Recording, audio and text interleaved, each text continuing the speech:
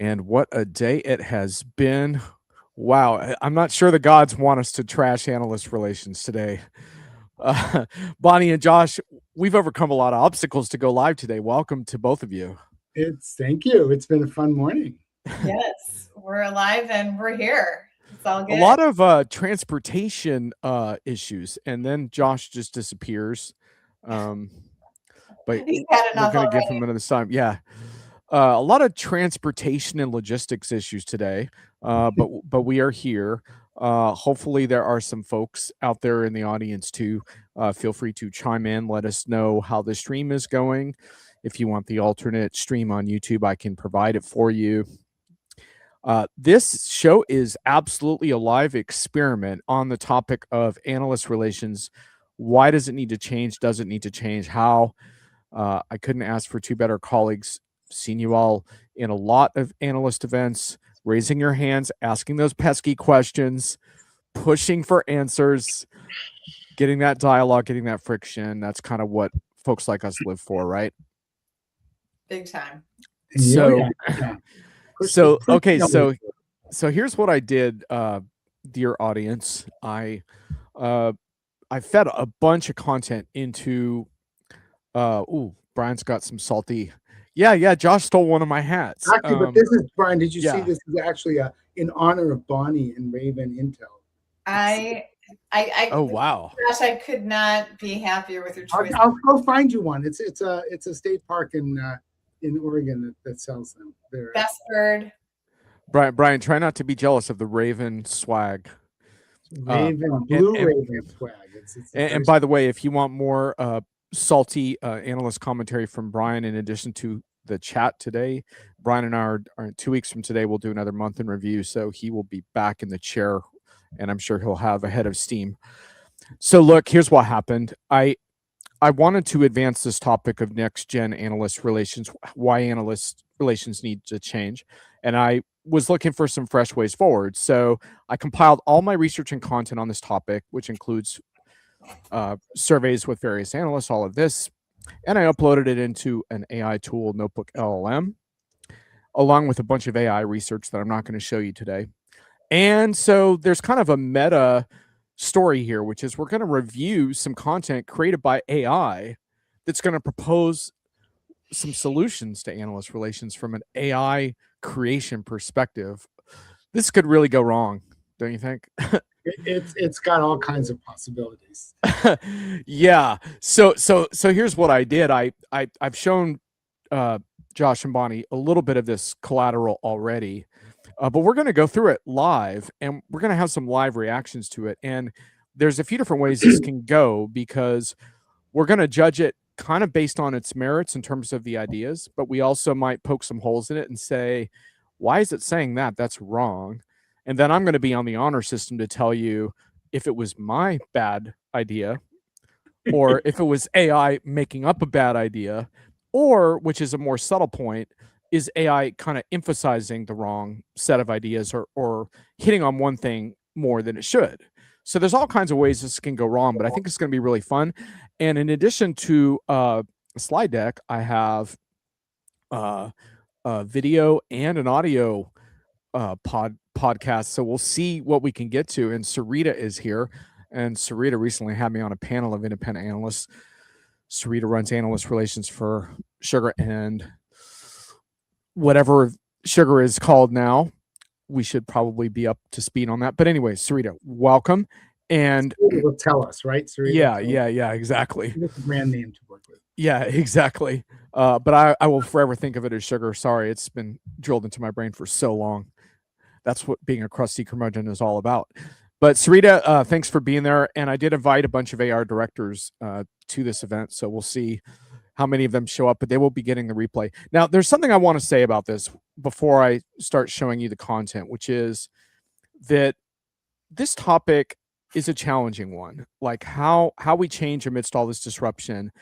And it's really easy to start over criticizing, for example, analyst relations directors. And that was a problem I saw with this material, because I can be a little satirical in how I present this content. So one of the first things I did was like how to screw up a an analyst day. So the AI has access to that, which is pretty sarcastic.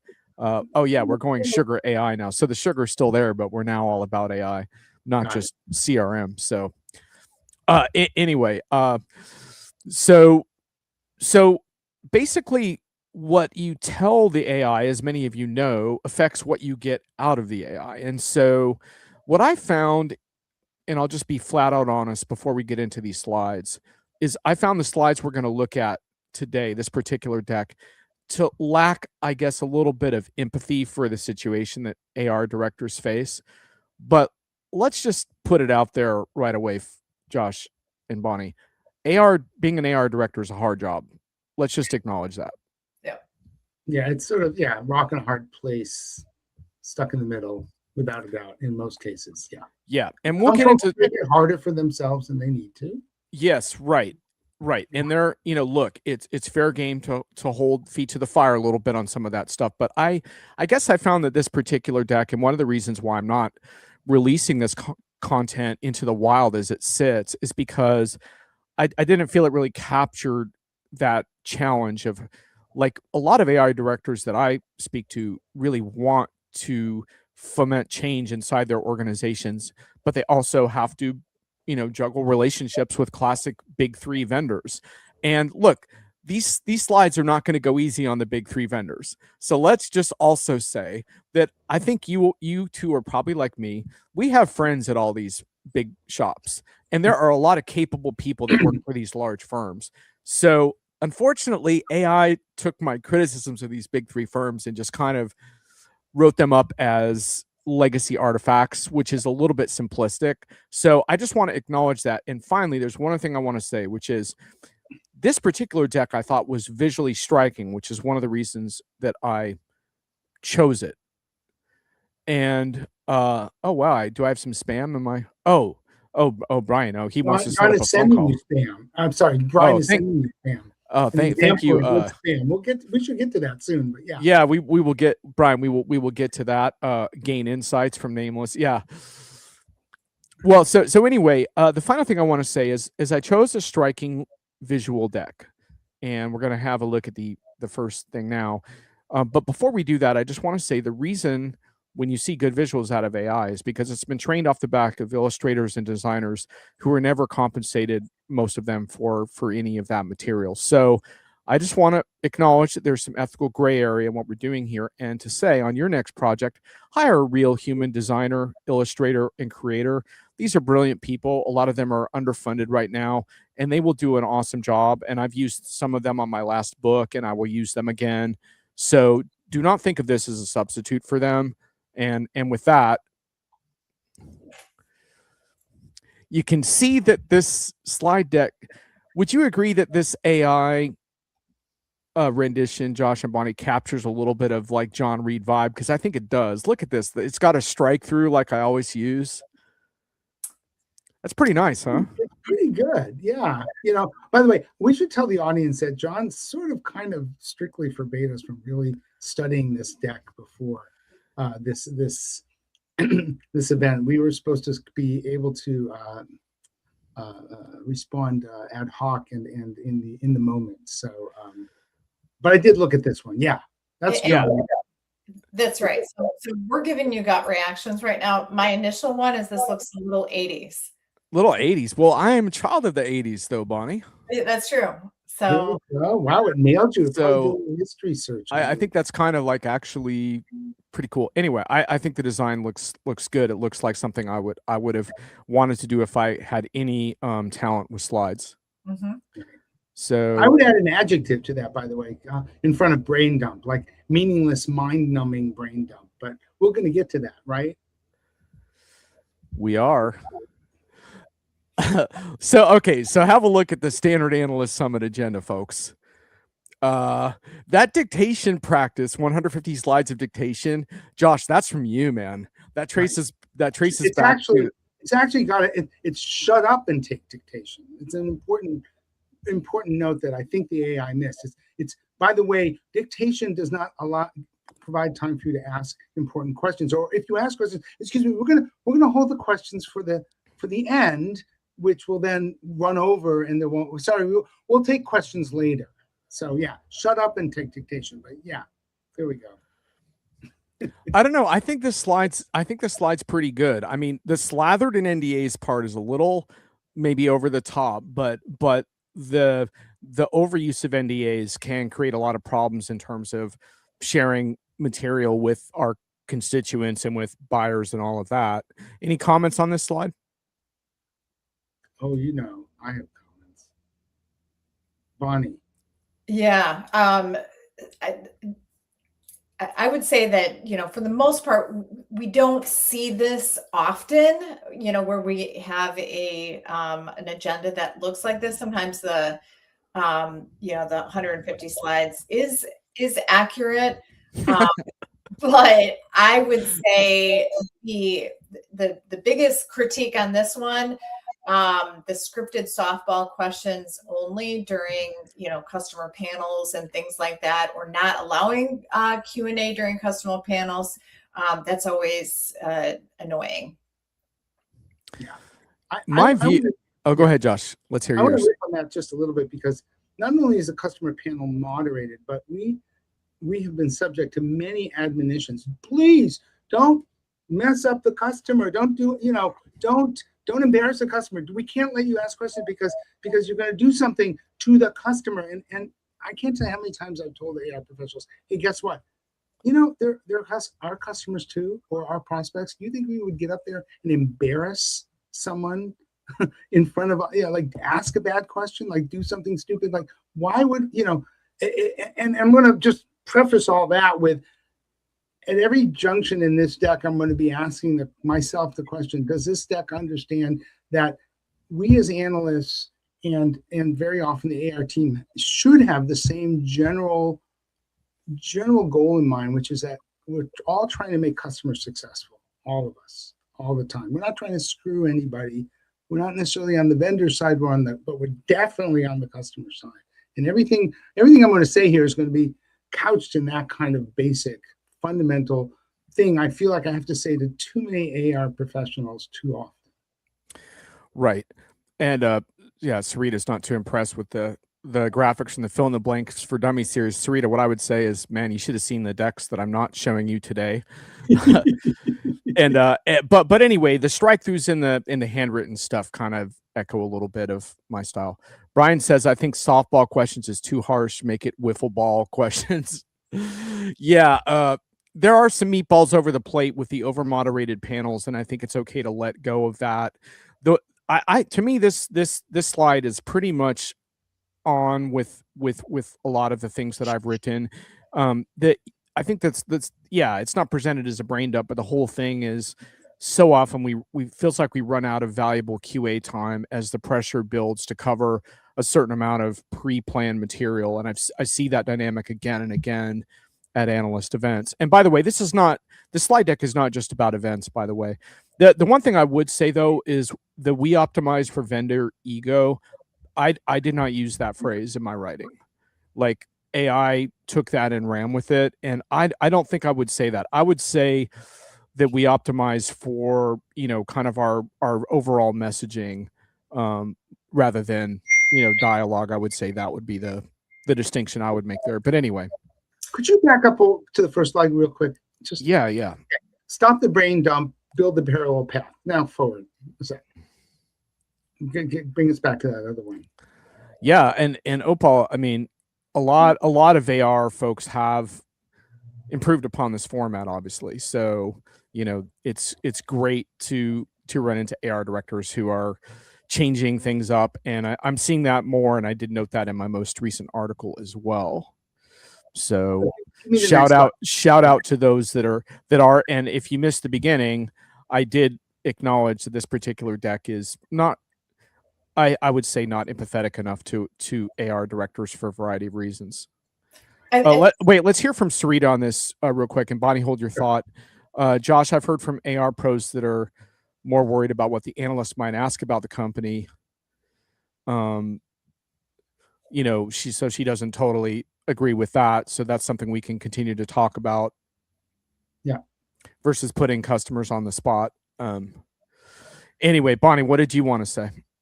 Yeah, I mean, just starting from the beginning on the next slide that you had. I mean, I think the very best analyst meetings that we go to have a solid opener where they are very clear. Here is what we want you to walk away with. Here are the things that at the end of this meeting you should be able to answer about what's new with our company, with our product. And then and this is something so simple, it's 101, but I half of the time it never happens, is for the moderator or maybe the director of AR to introduce who is in the room, not only the the senior executives and presenters, right? So people have a quick read on the room, but also, tell us who the composition of the room is. Why am I sitting next to my peer analysts who are here? Obviously, if it's a huge one, that is, that's harder. But why did you invite this collection of, this motley crew here? What about us was significant that all of us are sitting here? So I think sometimes just giving us a general who's who in the zoo is so helpful, because some of the very best things that we walk away with from some of these meetings is the interaction between our peers, the other analysts, and the and the vendor, and sort of understanding who's here before, I mean, by the end, we always figure that out. But if we have a solid foundation with who are my peers that are here, that's always really, really cool. By the way, did one of you have a ding that's going off? Because that's going to drive me a little nuts. Is it like a messaging ding? Sister is pinging her again. My crazy text message. Sorry about that. No worries. Brian is giving us his version of the wiffle ball question. So, customer, this would be somewhat a question during the customer moderated panel, the dangers of the overly moderated panel. So, customer, why did you choose our award-winning industry leading outstanding market solutions? And don't spare the superlatives. And yeah, for the customer panel, it's just so great when they just kind of open it up, maybe ask one question if they want to, then just open it up to the analysts and let's see what we learn. We are not making a lot of progress on the slides, but that's okay because I really wanted to have a discussion anyway. So wait, back up one, because I do have a point I wanted to make quickly. Okay. So it's gathered in NDAs. If we are, let's give credit where credit is due. If we're going to build a parallel path, and we're going to have a dialogue, particularly about future roadmaps, I'm okay with an NDA that says we're going to open we're going to open up to you. We're going to tell you what we're doing. We want your feedback. We all were at a very interesting interactive session like that earlier this year, where they really genuinely wanted to test it, and it was brave of this vendor. I don't know if we should be naming names or not. They probably no, I don't think we'll name names on that, but yeah. But I think it was very courageous for them to do it. I think they got a lot of value out of it. And yeah, we were slathered in an NDA, understandably, but we also got to really have a dialogue about what mattered. I like that. So I'm okay with the NDA thing for future roadmaps. If it's as long as it's not shut up and take dictation, but so, really we want to interact with it. So just real quick on that, here's another example of AI not really representing my views accurately, because I didn't use the phrase slathered in NDAs to the best of my knowledge. And what I talk about is clarity around what's NDA and what's not, and making it easy for everyone to understand. And totally, Josh, if you're talking about a very confidential back and forth with executives, that's beautiful. That's why we all get on planes, and no problem, NDA the heck out of that if we need to. But on that same event, there was a customer panel that I felt didn't need to be NDA'd at all and would have benefited from broader exposure. So the point is, think through it, try to think about what can be exposed and what can't. And, I think we are seeing some improvements there, to be honest with you, but this is what AI does. AI seizes upon certain things. And, the way I take it is, let's have a talk about it. Let's get clear on why we need this stuff, and let's not use it liberally, but let's use it in a discerning way. Okay, so yeah, you can't control the narrative. Customers have BS detectors. I think we all understand that. Let's move on a little bit. Okay, here we go. Yeah, this one. All right. Reactions. Yeah, we don't care about the quadrant. So that, yeah, our poor colleagues who have to live and die by them, I appreciate that. But I've been, I mean, John, one of the things that you did ask us to sort of think about is, and I'll bring that forward here is, what are some of the better ways to measure value and to what are some of the metrics? And I want to sort of throw out this something here that's very relevant to the magic quadrant wave, trapezoidal, blah, blah, blah, is this notion about point solution.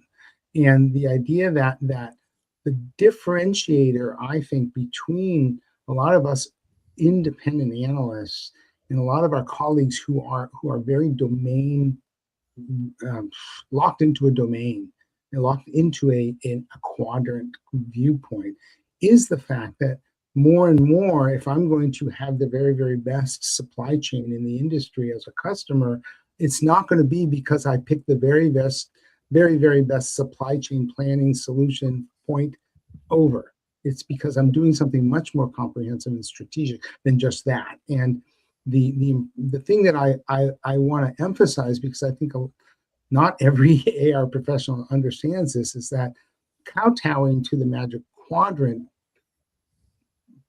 perpetuates a point solution mentality that ill serves the customer as much as it ill serves the vendor.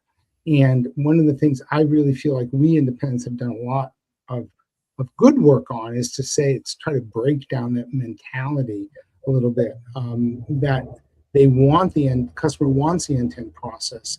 It wants that bigger perspective than all that you're just going to get from a magic quadrant. So I like this slide. I like that because those are 2 points, as you can tell, I get up on the soapbox quite a bit about. I mean, the reason that this is shown so often, the quadrant or the comparison chart, is because it makes it really easy to, have a boilerplate like, yep, we're better than our competition, next slide. And like, first of all, anybody in the room who's an analyst and not part of the company that produces this, immediately it's a turnoff, right? Because we sort of have a predisposition as to this quadrant and how much trust we're putting in that. So besides one other company, the company who produces this, the rest of the analysts are like, okay, that I don't trust that at all. So it almost does more harm than good to show this this quadrant. However, that doesn't, like, what we want to see though is competitively, where do you fit in terms of your product and your go-to-market strategy, your customer base, things like that. Give us why you're in the upper right. Don't show us the upper right, or if you do it quickly, but tell us why you are unique and why you are better than your peers. And you can name your peers. I mean, that's totally fine. But I don't think the quadrant helps in conveying that. Yeah, and look, one of the reasons why this slide deck was called the parallel path, which was an AI name, but it kind of summarizes some of my views, is I'm not saying that we trash all of this, and I understand that customers still use these as reference documents, and that's part of the job. The idea is, how do we build a parallel path that emphasizes a different kind of value and a different kind of dialogue, and maybe eventually that parallel path becomes bigger and bigger and more rewarding for everyone involved. Laura raises an important point. Often customers want their sessions to be under NDA because their companies have internal processes about being publicly referenced.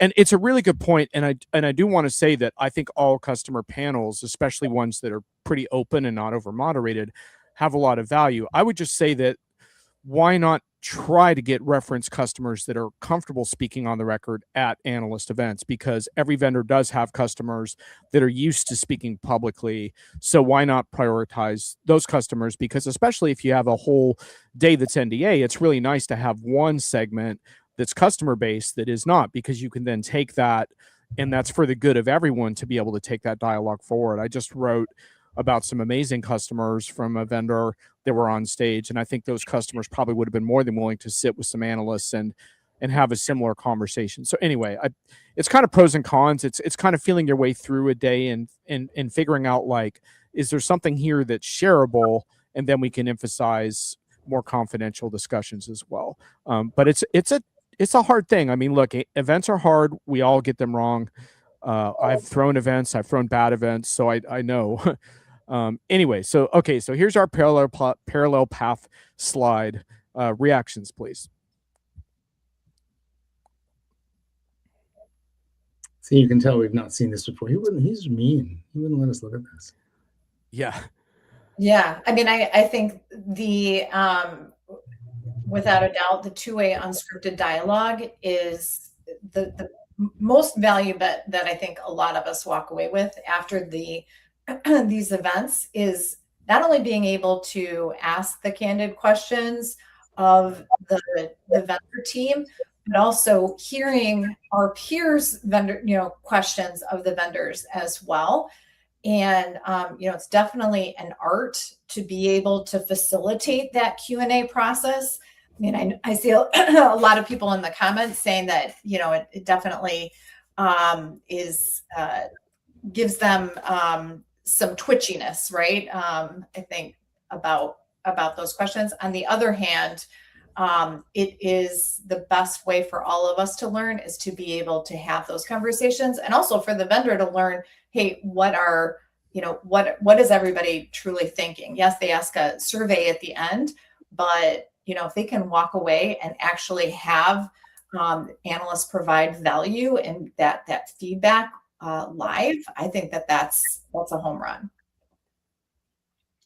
I think the customers mingling freely with analysts. I want to riff a little bit on Laura's comment because I think it was a good one, and she's absolutely right that some customers don't want that dialogue. Do you want to comment on this first, Sarita? Oh, okay. But I think that this gold standard is absolutely real. The mingling freely with customers. John and I go to a particular event every year. Again, we're not shouting out people, but I think you'll know if you're on this call what we're talking about. If that's you, where we just, hey, your meeting is over there. At 10:30, go talk to that customer. They're interested to talk to you. No one is there. No handlers. No one checking boxes. Just have a conversation. And to a large extent, to me, it's testimony to the quality of the vendor's customer base that you find people who are willing to do that. So yeah, there are customers who simply cannot. Sorry, have all kinds of big corporate, ugly policies that they have to respect. But maybe you need to find the ones who don't have that, and focus more on that, because that to me is there's just no comparison in terms of the value of the conversations. None at all. Yeah, and just a couple nits to pick on the AI content creation side. Like that word muzzled, I would not have used that. I think that's a gross overstatement. And then again, we have slathered in NDAs again, right? Like, so AI has a way of seizing upon certain things and re-emphasizing it. But I think the parallel path part of this looks resonant to me, and I think represented my views pretty well. Sarita, really good back and forth in the chat about customers, and this kind of customer advocacy stuff is really important. And Josh, I think you mentioned that analysts tend to be very respectful of customers, and I've certainly seen that with folks like yourself and Brian, who might press executives pretty hard on an issue, but like with a customer, it's more about understanding their story, and and everyone needs to kind of have that respectful atmosphere. And I think we've seen a lot of that. I think the presence of customers at these events have generally gotten better. But I will say, many years ago, I attended an analyst event that really mixed their VIP customer session with the analyst day, and it was really spectacular. And I think there's even more that can be done there. But I will say, in general, I think that part of analyst days has improved a lot from the event perspective. So And I think all of the analysts appreciate how difficult it is to get a customer to come in, take time out of their day, fly in from wherever, or multiple, to do that on a panel. So I mean, I having done in the past life that job before. I mean, it's not easy to get that, and I think all of the analysts definitely appreciate it. But allowing for the format of it to be just more free form as opposed to really scripted makes that investment of time and money and your customers that much more valuable to everybody in the room. And I want to let me just emphasize something for just because it needs to be said out loud. The best thing we as analysts can do for a vendor is to amplify their customers' voices. Yep. Our voices, well, we're experts. We've been doing this for decades. Blah blah blah blah blah. At the end of the day, it's what do other customers think? What do peers think? And with all due respect to our journalist colleagues, that deep expertise, that in the trenches, decades of work, gives us the ability to amplify the voice in a way that you're not going to get from a 15-minute interview the journalist takes, and then even if you give them the exclusive blah blah blah. So I want to really push back a little bit on the idea again that you have to protect customers from us or from some version of the truth. We are the way in which your story can be told, the good part of the story, better than any way else, because we're the ones who can really help get those customer voices amplified. And I would really emphasize that's a value that sometimes gets lost in the control and what was the term your AI tool used? The slathering problem. Yeah. So we're not halfway through the deck, but we are halfway through the show. There's two things that haven't come out yet that are important to my views that I want to mention now, and let's keep an eye on them as the slides go forward. One is that this isn't just about events. This is my push is kind of about how do we create a year-round dialogue that keeps pace with the pace of change today. So that's one of my big talking points. And also, how do we quote unquote measure the better ways of engaging? Because I believe that we do have to have that KPI discussion to arm analyst relations directors with really good supporting points on the kinds of viewpoints that we're advocating today. And a third and smaller point that ties into that is that analysts have to be part of the solution too. And at times that means we have to change and we have to adapt, and we lose the plot too. And so these slides don't really pick up on that as much, but it is something that I do include in my writing. And if we have time to get to one of my videos that I generated, you'll see a little more of that snark directed back at analysts as well. And Sarita likes the point around the amplifying the customer stories. And I think we all agree with that intimate understanding of the customer is beautiful. And to me, like, if you're a vendor, there's nothing better than going onto, LinkedIn, dare I say it, not my favorite platform, and seeing someone like Josh Urbani, like, interacting with other people without the vendor in sight, but explaining how customers feel about certain issues in a much more nuanced way than the kind of viral sensationalism that tends to dominate these channels. So I think that is the big payoff when you invest in that, is that then you start to see more informed conversations happening about you and your relationship with customers than you could have hoped to have otherwise. All right, we're only on slide 5, but I think it's only like 15. So, okay, so next gen analyst relations is one of my catchphrases. It doesn't really matter what we call it. The idea is looking ahead. It's about delivering better projects. That's how I see it anyway. Any comments on this? We just discussed that. AR is making customers more successful. What are we doing? If analysts aren't making customers successful, what do we do? There we go. All right, let's just move on then. Okay, here's our little year-round cycle, and this pertains, I wrote a book on this, so if anyone really wants to read about it, check out the book. But it basically, the notion just being that the buyers aren't static. They're rethinking all the time. They're not linear. And more than ever, and we could use the AI word as part of this, I think, they need a lot of advisory from their peers, from their most successful peers, from independents, from nuanced media coverage. All of that is part of this constant buyer engagement that's going on. And I've mapped out kind of how analyst relations fit into that. And I think we have to start thinking about analyst relations in that capacity rather than the occasional longer debriefs and once a year analyst days. Any comments on that? Yeah. So in terms of, buyers doing their own research, 70% of them are looking online. They're talking to their peers. They're looking on LinkedIn. They're looking at buyer reviews or Raven reviews if they're looking at implementation to understand, like, what is the voice of the customer? What are other, peers like me saying? I think that the analysts have the opportunity to be a huge influence in this because they're writing out there, they have followership, and it's those sort of informal sidebar discussions and the mention in just social that I think has more groundswell than any formalized white paper or report that's put out there. And the best opportunity is to influence that through these analyst relations days or getting analysts introduced to customers, because we're going to write about it. I mean, that's our favorite thing to write about is the customer experience. And so I think it's a great way to get that message to customers before they're actively in a buying process. John, put that slide back up, please.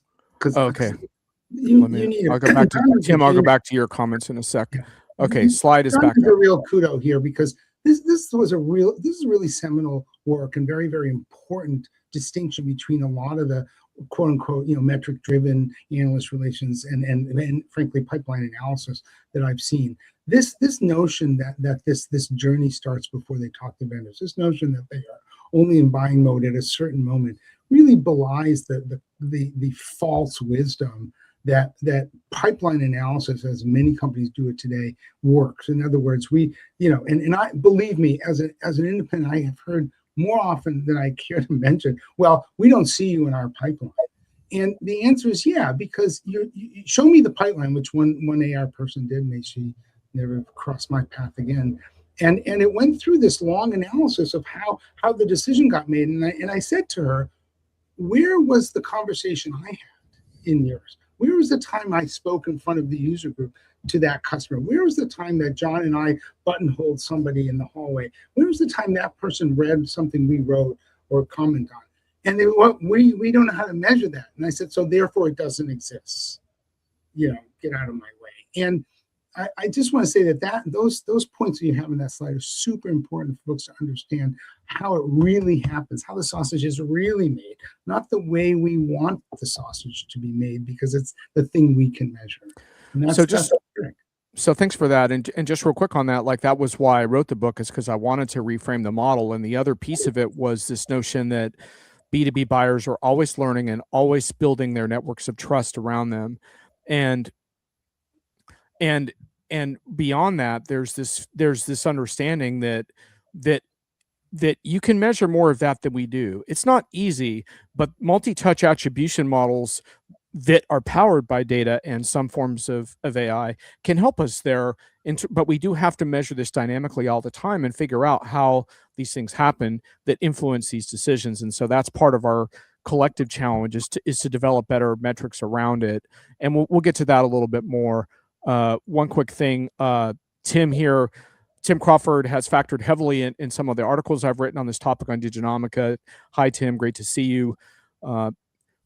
Analysts need direct engagement with customers. However, many don't have access to those engagements. And then you spoke previously about that unfettered customer voice, having the customer talk about a vendor in their own words. I totally agree with that. And, if there was one thing I would want to get across is that I have a lot of respect for the AR directors who are pushing the envelope, many of whom are in this discussion today.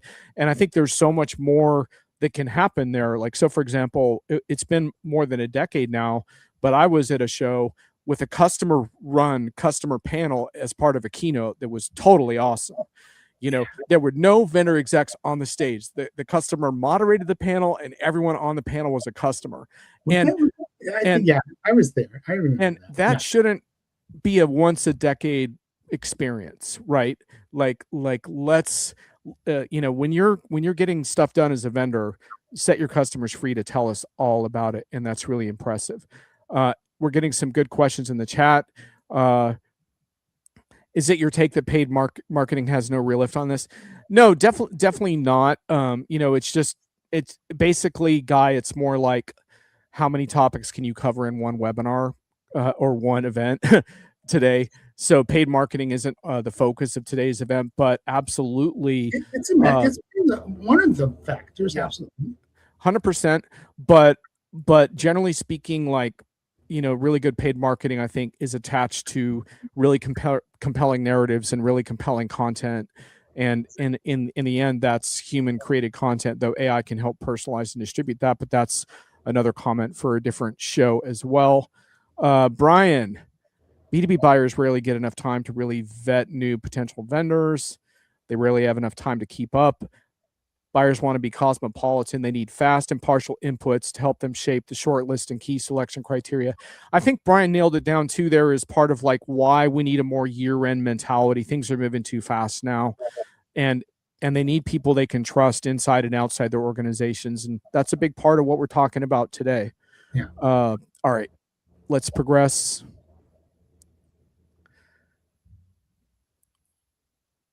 I think this is sort of a repetition of other stuff we've covered. Any comments?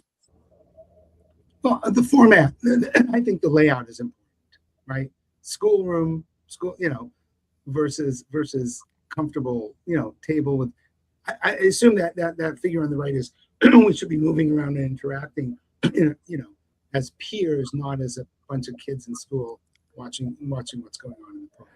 Bonnie, I want to ask you about one thing on this slide real quick, because I like what quote unquote AI did with this mix the ecosystem phrase, and I actually put partners in that as so I had a limited ability to revise this deck, and I added the partners in there because I felt like we had not talked about partners yet, and partners, I think, are a really important and sometimes neglected part of this dialogue. Granted, sometimes they can slip over into sales mode, so they can need a little coaching sometimes, but you spend a lot of time studying partners and services ecosystems. How do you perceive the role of partners in what we're trying to accomplish? Yeah, I think it's really important to convey the partner ecosystem, to describe how is deployment and implementation done. And most of these vendors have third-party consulting firms that are doing their implementation. If that is the case, that should be part of the presentation, to talk about how are you assigning partners to your engagements? How, what does your ecosystem composition look like? How are you evaluating partners to make sure that they're of high quality and, serving your clients well? To me, it's usually done by the VP of partner ecosystem / alliances.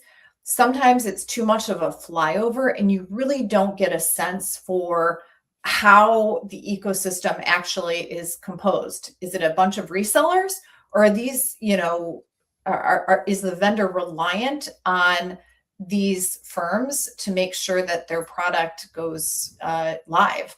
And if that is the case, they should have a very detailed part of the session, which includes, how does someone become a partner? How are you ensuring quality delivery for all of these deployments? And, how are you thinking about growth within the partner ecosystem?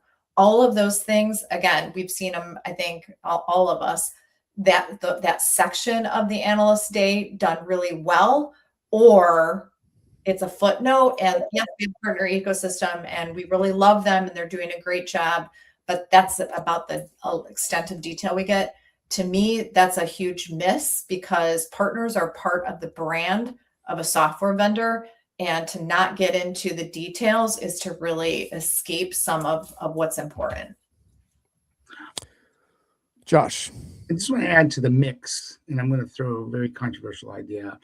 One of the folks that I would love to have in the room to just dialogue with, they're sort of mixing it up, are financial analysts, particularly obviously for the publicly traded vendors. I think, and this would, I'm going to say out loud, this would do them a huge favor, because frankly, as we all know, those of us in this world, Wall Street doesn't really understand enterprise software. The crazy things that's going on with the stocks right now is a perfect example of companies that, pretty much every enterprise software company lost 50% of its value in the last year for reasons that have no bearing on their ability to make their customers successful. I think it would help them, the vendors, and ultimately the customers they serve, to have maybe some of us talking to some of these financial analysts and vice versa, give them a little bit of a better perspective of what's really going on.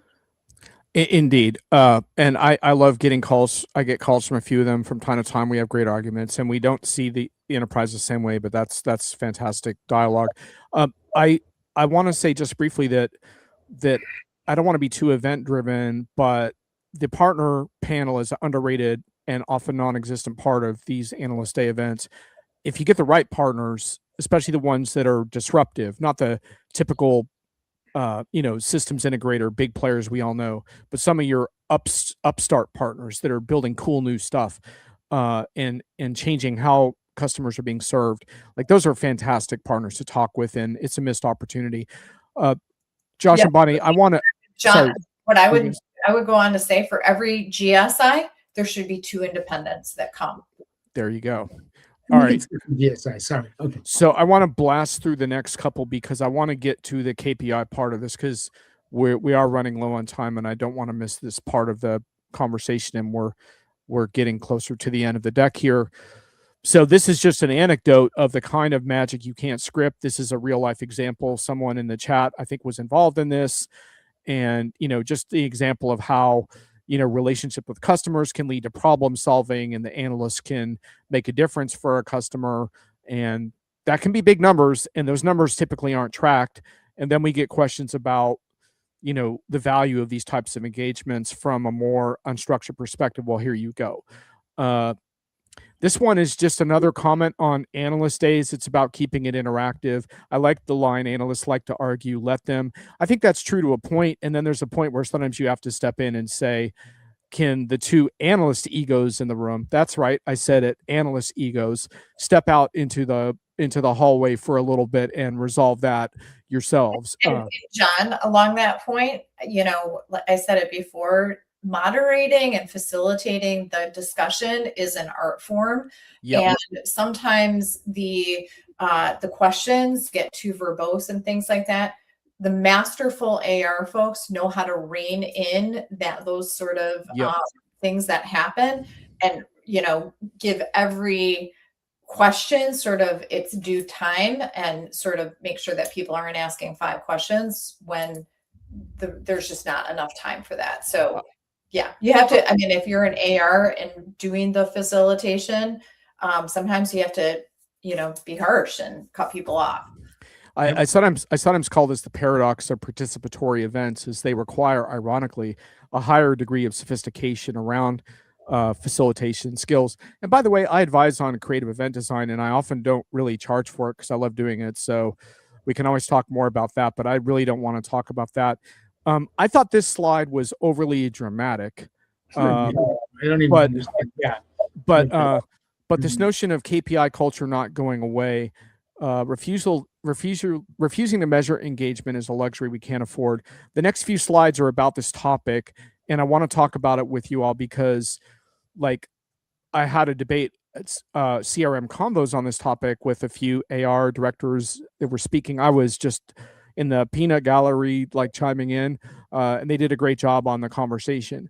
But the essence of the debate was there were a couple people kind of saying you can't measure this type of stuff. And my point was, not only can you measure some of it, you have to measure some of it, because otherwise you won't be able to build this parallel path. There's very few analyst relations directors anymore that have the kind of unquestioned buy-in of some CEO that's been there for 20 years that lets them do whatever they want. Everyone's got to justify their existence now. We need to help analyst relations directors justify the kinds of things we're advocating. And I do believe that a lot of it can be measured. Now, can you measure all of it? No, of course not.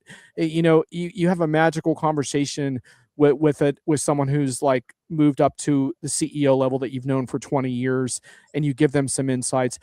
Of course, you're never going to measure all of that, but the point is you can measure some of it, and I think we have to try. And this is the first of several slides that tries to articulate that. Any comments?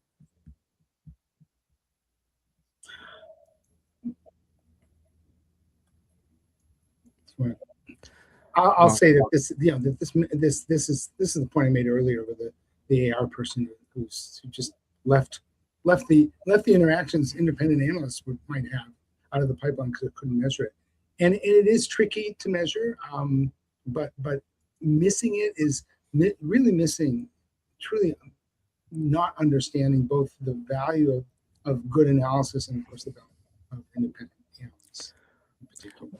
One interesting thing about this slide is that the pink stuff at the bottom is basically completely made up by AI.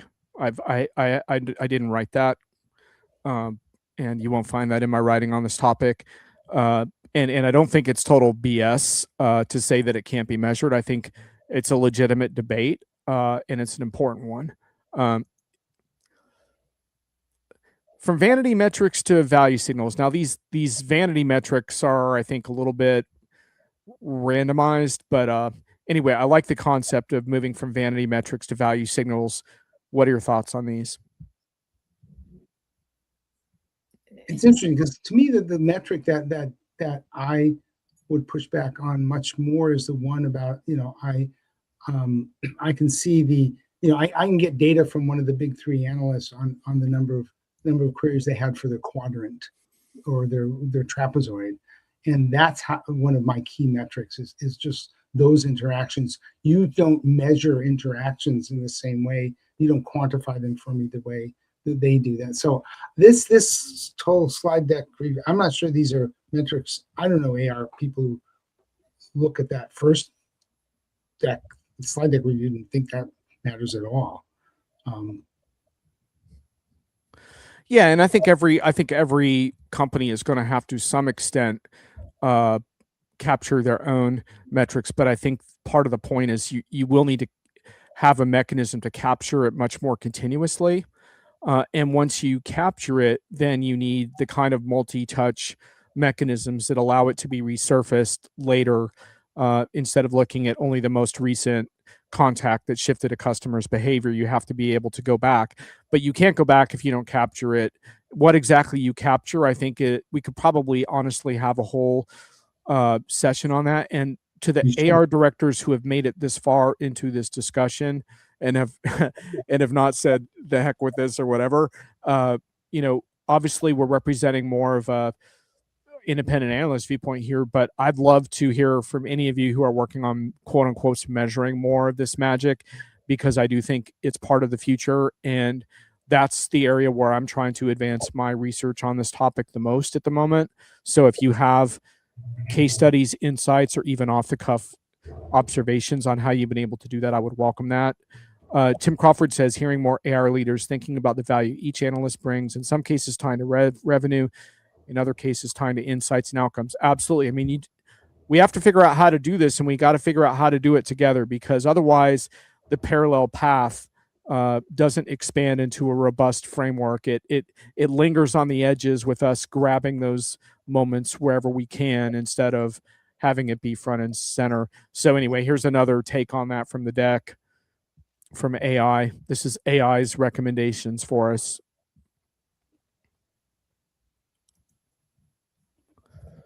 Comments? So, I think back to what Tim had mentioned before, that, an easy KPI is measuring revenue, right? That's one that they can pull from Salesforce, right? And attribute, dollars with the current pipeline associated with, let's say, an advisory deal. I think that the other KPIs, though, that this slide is bringing up in here are more about risk aversion, right? So having analysts provide feedback on future direction of product, that can help grow the pipeline in ways that aren't necessarily attributable to an individual, but important to have that feedback, and, avoid risk in the future or make decisions that are more impactful as it relates to revenue overall. So, I mean, I think it's, tying AR impact to quarterly and annual revenue only, I think is a miss, because there's a lot bigger value to the business than just what happened this quarter for sales or this year for sales. Right. Guy makes an interesting point. While this may not be the total answer, the data needs to come from events that are trackable, meaning not reliant on staff filling in data. Yeah, ideally, it would be a bit of a combination where some of that could be automated and automatically pulled from various meeting summaries and all of that. But yeah, if someone impacts a $10 million deal, and your staff has a problem spending 30 seconds documenting that, then I think you need to rethink that. But I do agree that more of this does need to be automated, and that's part of the solution as well. I mean, the unscripted dinner intro issue is a problem, and yeah. And Tim says, candidly, it's hard to tie directly, but it is the right direction to be thinking. And I think that kind of summarizes it as well. I'm not going to sit here and present you with an easy toolkit for measuring the magic, because it doesn't exist. But this is absolutely the conversation that needs to happen, because otherwise things aren't going to change. It's going to go back to the volume that we can measure and that AI loves to inhale. Sarita, thanks. Really appreciated your input. It was really an honor to have folks like yourself in the chat, really providing your perspective on all of this. You're going to miss the video that I'm going to show that's more from the AR director perspective, but the good news is that replays are available. So have a great one. And I will get to that video in a sec, because I know we're running a little low on time. Oh, I like the contrast between the corporate treadmill and the serendipity engine. Can we all ride the serendipity engine instead of the corporate treadmill? I mean, that sounds pretty good to me. Yeah, I like it. I'm not sure what a serendipity engine is exactly. That's an AI generated phrase. But it is perhaps acknowledging that not everything not everything can be predicted, not everything can be measured accurately. That so it is going to be sidebar conversation. There is going to be that chance interaction, that intangible, yes.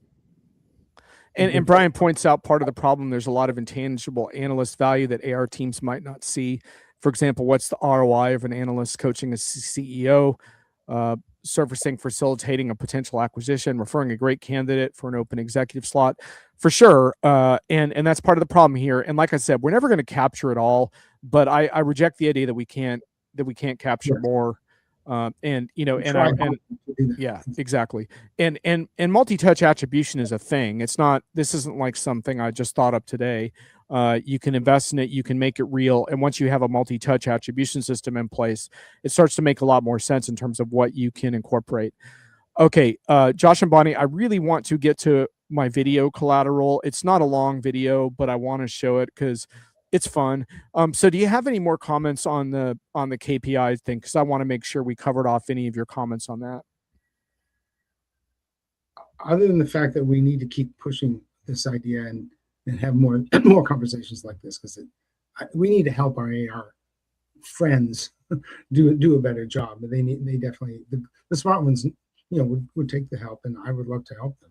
So let's keep trying. Yeah, and the AR directors on this call, like, we're here to help with that. We want to help with that. And we realize that we have to be part of the solution. And that's something I really want to emphasize, because the slide deck was a little bit cheeky and snarky, but we want to help here. That's why we're doing this on a Friday afternoon in the middle of the summer, when we could all be whatever, tropical drinks in hand. Guy says, Bonnie mentioned revenue focus, and I could not agree more.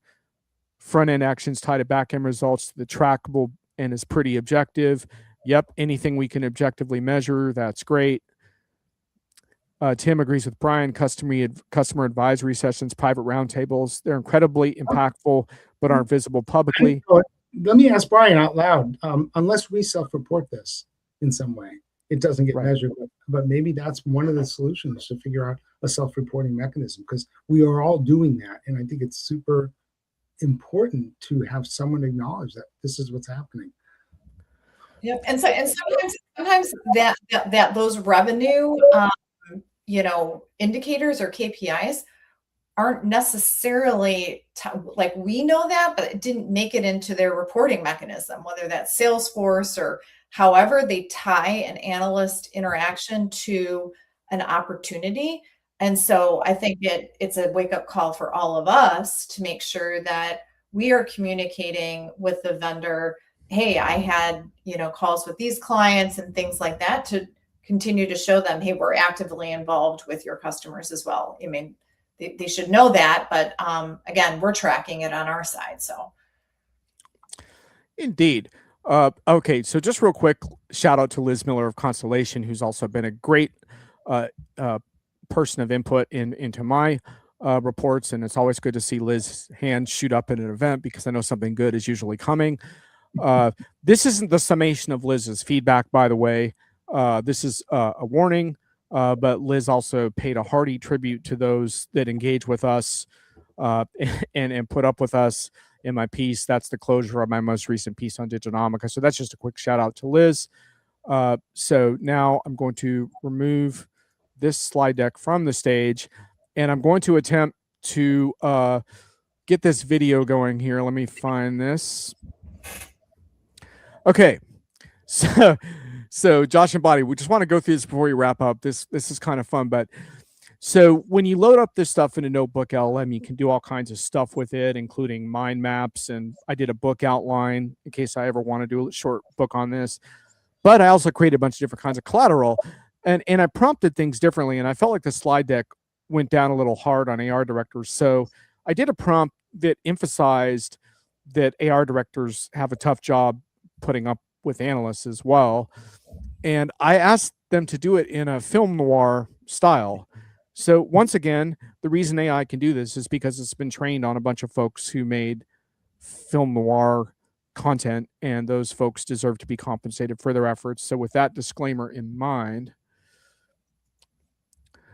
let's what I'm going to do is I'm going to go through and I'm going to take a couple breaks, but let's watch a couple minutes, then I'll take a quick break. This is 7 minutes long, so we may not want to watch the whole thing. Here we go. Analyst Relations Director. Okay, let's start Picture again. this. You're an Analyst Relations Director. It's a tough beat. You're constantly pounding the pavement in the murky, high-stakes world of enterprise tech, trying to wrangle executives, control narratives, and appease some of the most persnickety, over-traveled industry analysts in the game. Well, welcome to our explainer today. We're taking a hard look at the gritty, exhaust fume-filled reality of traditional AR, and based on our source material, we're shedding light on a much brighter, far more effective path forward. To really understand the pain points of this industry, we have to start right at the scene of the crime. Diginomica's John Reed perfectly captures the rain-soaked struggles of dealing with high-maintenance industry analysts. He points out that you'd be hard-pressed to find more divas, fussers, curmudgeons, and eccentrics gathered in one bland hotel fishbowl. But there's a flip side here. If you can actually charm them into putting down their phones and ignoring social media for just a few minutes, these are incredibly smart, committed people who can ask the exact questions that push an entire industry forward. Section 1. The murky world of AR.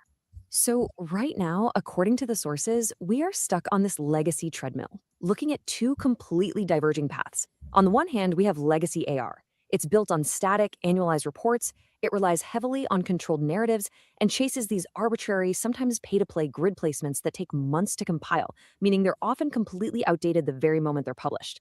On the other hand, we have next-gen AR, and this is the transparent future the sources argue we absolutely must pivot toward. We're talking about year-round networks, unmoderated dialogue, and an absolute obsession with actual customer success. Section 2. Screwing up the analyst day.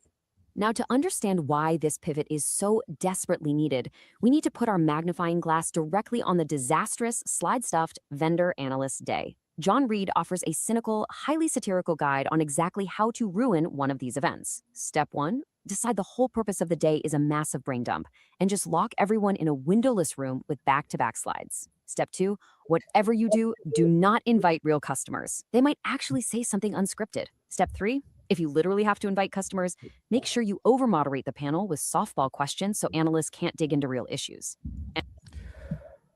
So that's an AI generated take.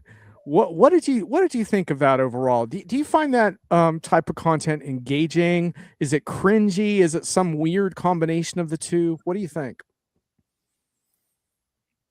I noticed that AI doesn't think film noir has many female characters in it. It's just my sort of Not a whole lot of analysis. female protagonists in the film noir samples, I would say. What do you think, Bonnie? You've experimented a lot with AI multimedia. Do you find that, is that engaging? Is it kind of bland? What is it?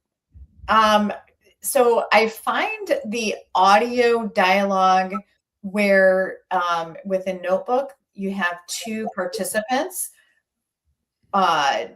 discussing a topic with one another. I feel like that is the best. I think the ones that try to do the explainer video,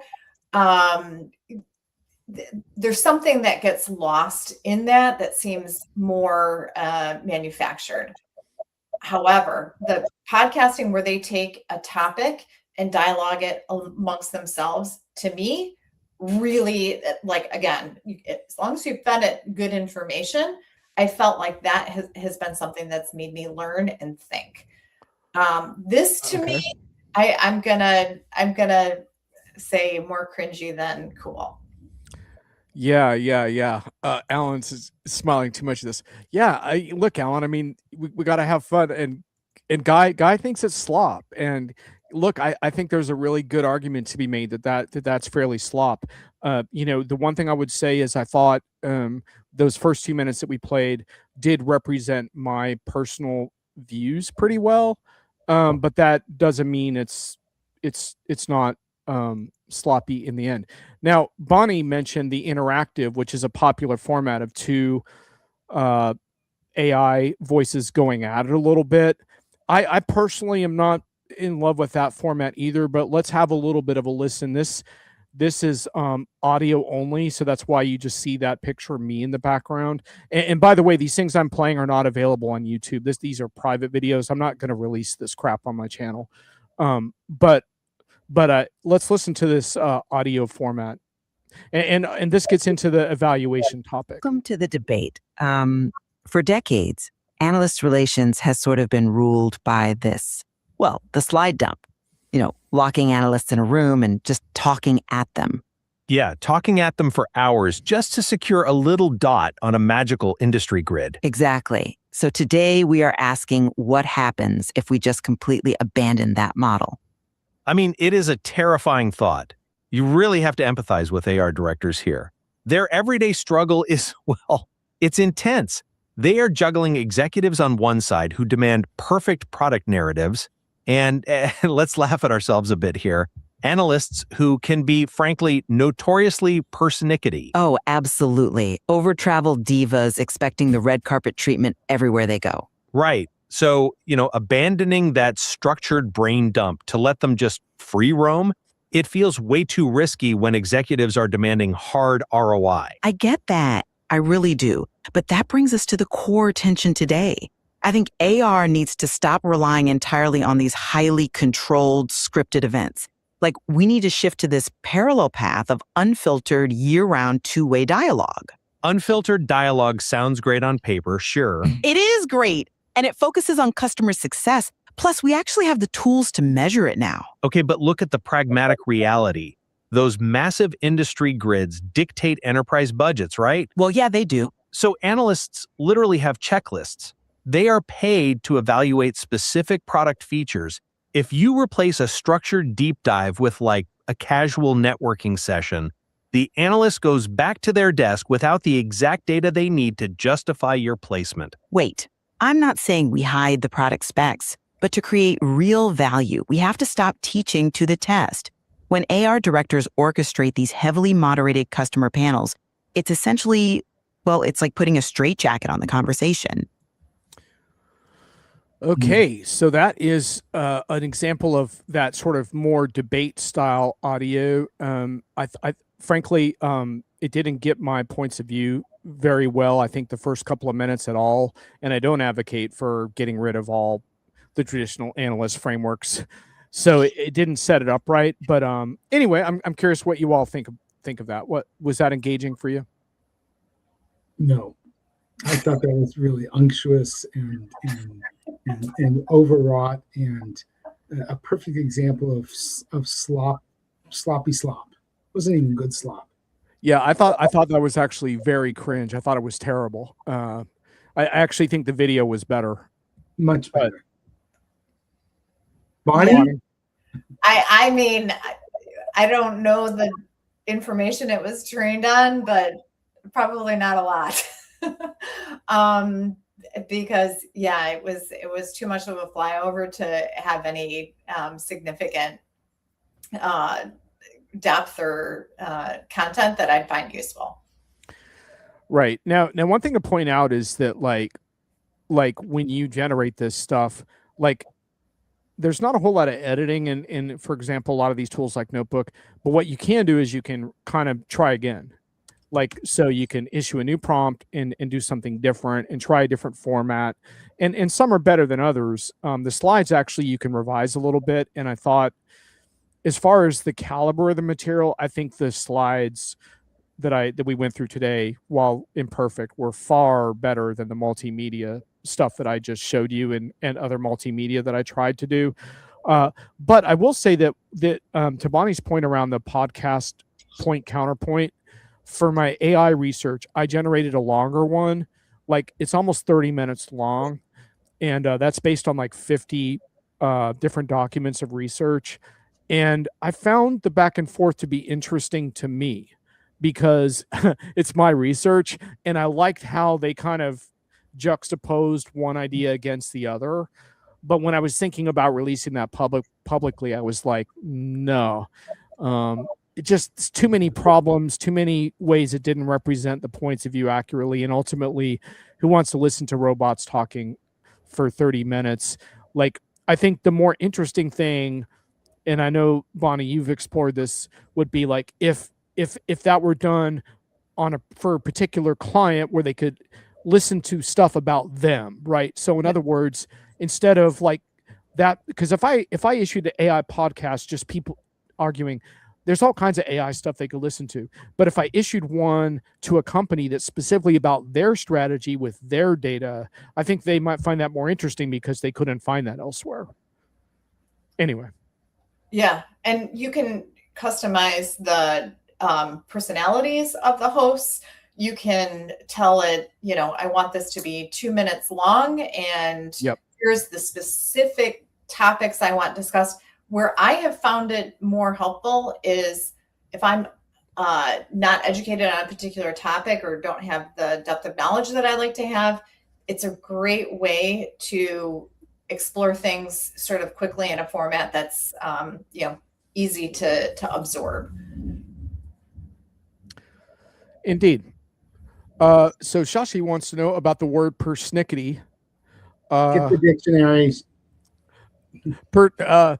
Persnickety, yeah, it is along the lines of funny and snide. It's not generally considered a compliment. Shashi, it's someone who's persnickety is somewhat deliberately and without shame being a pain in the butt, but in almost a cute way. So it's not. Could be. It's not. It's not as gruff as a curmudgeon. It's not. There's no particular evil implied. Your robot's feeling lonely and welcomes any robot conversations. Well, Shashi, if your robot wants to talk about next gen AR, we could maybe meet the two of them up. They could have a really nice back and forth. But what I thought was really interesting from this, to be honest with you, like using these tools, was the outlines that were generated were amazing. The mind maps were really interesting in terms of organizing like the structure behind the material. It kind of showed me ways that it could structure. I thought that was really cool. And then also it's fascinating how different prompts created a different tone, right? So you noticed how the slide deck didn't really poke a lot of fun at analysts at all, right? But in both the media that we watched, analysts kind of took it on the chin for being kind of persnickety and high maintenance. Of course, comments, Yeah. Of course, we're not persnickety or high maintenance at all, right? We're pains in the ass. Let's be honest. You know. Okay. Anyway, thank you for hanging a little overtime to review the media. These folks have extended their stay for me, so thank you for doing that. We do need to go. Thank you all for joining. That was an absolutely fabulous audience. It sounds like we need to revisit this topic again in the future, so we will. In the meantime, It was wonderful. Thank you. have a great summer. Bye, Thanks, everyone. And it worked. everybody. Yeah. Bye-bye. Woohoo! Wi-Fi held out. Yay. Ooh, yeah.